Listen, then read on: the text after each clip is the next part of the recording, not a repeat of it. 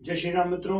हस्तरेखा विज्ञान सामान्य परिचय का हमारा जो ये 60वां अध्याय है, इस 60वें अध्याय के अंतर्गत भी हम एक विशेष विषय पे चर्चा करेंगे। अभी तो बहुत लोगों का ध्यान इस विषय पे नहीं जाता है, पर ये जो विषय है ये बहुत महत्वपूर्ण है। और इस महत्वपूर्ण जो विषय है उसमें हम चर्चा करेंगे अपने अंगूठे के बारे में कि अंगूठे के अंदर कुछ ऐसे विशेष चिन्ह होते हैं जो व्यक्ति को राजयोग प्रदान करते हैं। ये व्यक्ति के व्यक्तित्व के बारे में हम बहुत कुछ जान लेते हैं कि व्यक्ति का व्यक्तित्व किस प्रकार से होगा। अब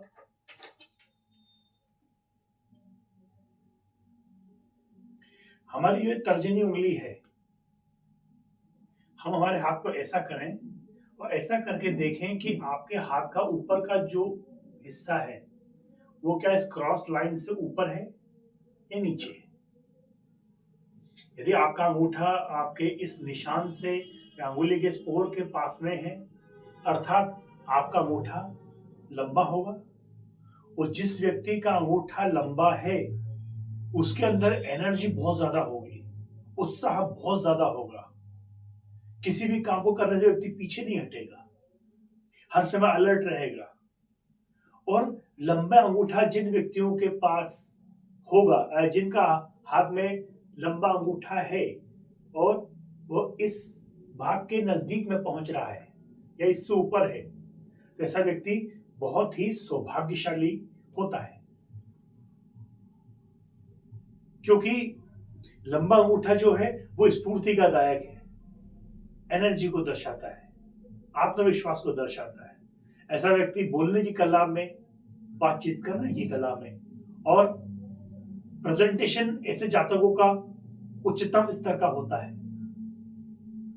किसी भी स्थिति में ऐसे जातक घबराते नहीं हैं और विषम परिस्थितियों में भी अपने आप को संयोजित रखते हैं और धन लाभ इत्यादि अपने जीवन काल में कमाते हैं। यदि आपके हाथ में रेखाएं थोड़ी बहुत अस्त व्यस्त हो लेकिन अंगूठा आपका लंबा है, तो जीवन में संघर्ष के बाद भी आपको अत्यंत और प्रचंड मात्रा में धन इत्यादि निश्चय ही आपको प्राप्त होगा। इसमें किसी प्रकार का कोई संदेह नहीं। अब यदि अंगूठा आपका थोड़ा छोटा है, इस निशान के नीचे यदि है, तो निश्चय ही आपका अंगूठा छोटा होगा। और जिस व्यक्ति का अंगूठा उंगली के इस वाले भाग से यदि छोटा हुआ, ये निशान बना रखा है, मान लीजिए ये अंगूठा इससे बड़ा है परंतु ये अंगूठा मान लीजिए इससे छोटा है, इसका मतलब है कि आपके हाथ के अनुपात में आपका जो अंगूठा है वो बहुत छोटा होगा। और जिसका अंगूठा यदि छोटा है, इस निशान से नीचे है, तो ऐसा व्यक्ति संकीर्ण विचारों वाला होगा, छोटी सोच रखने वाला होगा। जिस कार्य को करने के लिए जाएगा उस कार्य में विलंब होगा, वो कार्य बिगड़ता चला जाएगा। ऐसे व्यक्ति बहुत आलसी होते हैं, किसी भी को कार्य करने से पहले डरते हैं कि ये कार्य करे नहीं करे। इसी मन के अंदर आने वाले द्वंद्व के अंदर ही फंसते हैं व्यक्ति और अपने कार्य को नहीं कर पाते हैं, सही से संपादित नहीं कर पाते।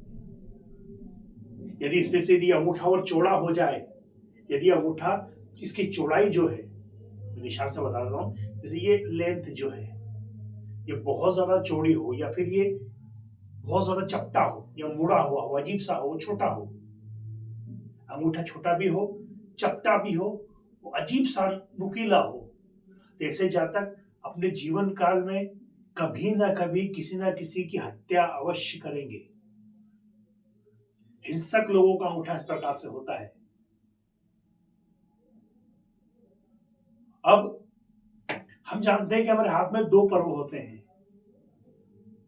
पहले वाला पर्व, दूसरा पर्व। जो ये ऊपर वाला जो हिस्सा है ये हमारी इच्छा शक्ति को दर्शाता है और नीचे वाला हिस्सा जो है ये हमारी तर्क शक्ति को दर्शाता है। तो यदि हाथ में इच्छा शक्ति खंड यदि ये बड़ा है और ये हिस्सा छोटा है,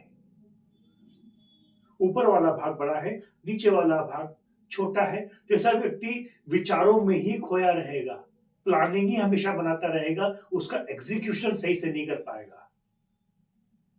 वो नई नई नई चीजों को बार बार बदलेगा और अपने आप पर संदेह करेगा। अपितु क्योंकि यदि ये हिस्सा लंबा है तो जाहिर सी बात है कि इस निशान से ऊपर होगा, तो ऐसे व्यक्ति के अंदर एनर्जी तो बहुत होती है, लेकिन उस एनर्जी का सदुपयोग वो नहीं कर पाता है। इसके विपरीत यदि हाथ का अंगूठे का ऊपर वाला हिस्सा छोटा है, नीचे वाला हिस्सा बहुत बड़ा है, तो ऐसे व्यक्ति हर बात में तर्क करेंगे, सहजता से किसी भी बात को स्वीकार नहीं करेंगे, दूसरों को हमेशा ज्ञान देंगे, लेकिन स्वयं के निर्णय कभी भी समय से नहीं ले पाएंगे। निगेटिविटी वाली जो सोच उनकी जो है वो बहुत ज्यादा होगी। अभी तो ऐसे लोग तार्किक होते हैं, विद्वान भी होते हैं, लेकिन क्योंकि इच्छा शक्ति वाला खंड छोटा है, इसलिए थोड़ा सा कम प्राप्त करके ही व्यक्ति संतुष्ट हो जाता है। और अधिकतर ऐसे लोग मैंने जीवन काल में धनहीन ही देखे हैं। तो अंगूठे से संबंधित हमने कुछ योग के बारे में इस अध्याय के अंदर जाना। आने वाले अध्याय में हम अंगूठे से संबंधित अन्य योगों के बारे में चर्चा करेंगे। तब तक के लिए भैया जय श्री राम।